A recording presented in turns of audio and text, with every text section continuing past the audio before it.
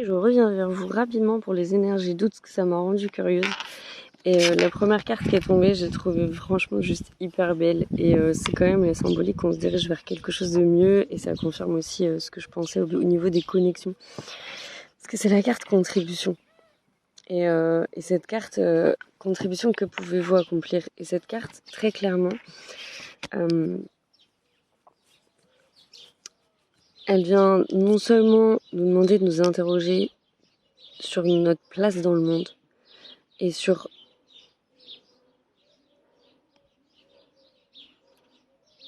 alors pour certains, ce sera des projets, parce que je connais plusieurs personnes qui portent des projets depuis longtemps et qui ont très envie de les mettre en place. Donc là, ces personnes-là, c'est un feu vert, voilà, c'est assez magique, c'est bon.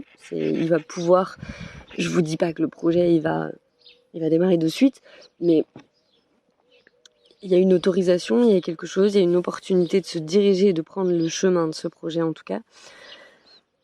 Et en même temps, pour d'autres personnes, je ressens que ça sera vraiment quelle est ma place dans le monde? Cette fameuse question-là. Eh bien, là, le mois d'août vient apporter des réponses, ou vient nous questionner profondément sur cette chose-là. La deuxième carte qui est tombée, c'est la carte de la différence.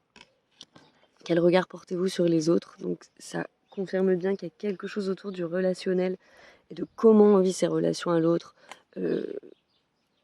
comment on s'inscrit dans des schémas relationnels, comment on les vit, est-ce que ça nous nourrit ou est-ce qu'au contraire on est entouré de relations superficielles, est-ce qu'on est bien, est-ce que ces relations elles sont justes pour nous? Et j'ai tiré aussi 2 cartes sur l'oracle de Kuan Yin, parce que quand même quand on a besoin de force, il est pas mal.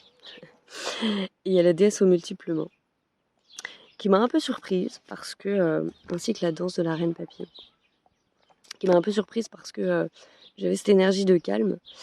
Et il y a quand même quelque chose là au mois d'août qui vient nous dire on va avoir plusieurs choses à faire. Il va y avoir plusieurs batailles à mener en même temps.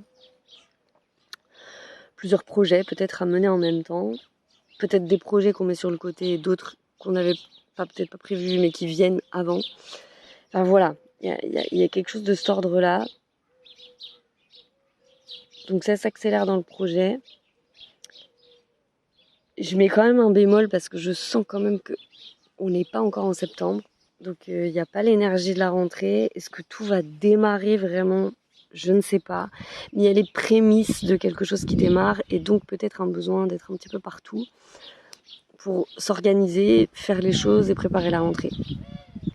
Je ressens plutôt comme ça. Mais il y a vraiment quelque chose qui se passe et qui nous est amené. On est loin des énergies là qu'on vient de traverser ces 3 derniers mois, qui avaient plutôt tendance à être juste.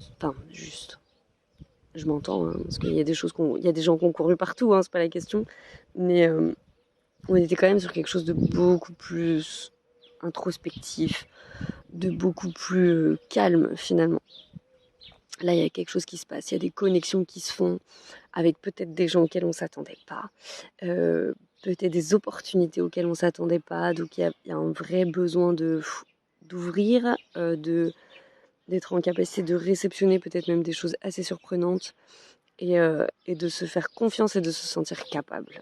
Voilà, si je devais faire un petit point sur le mois d'août, je crois pas qu'il y ait énormément plus de choses à dire, en tout cas pour le moment.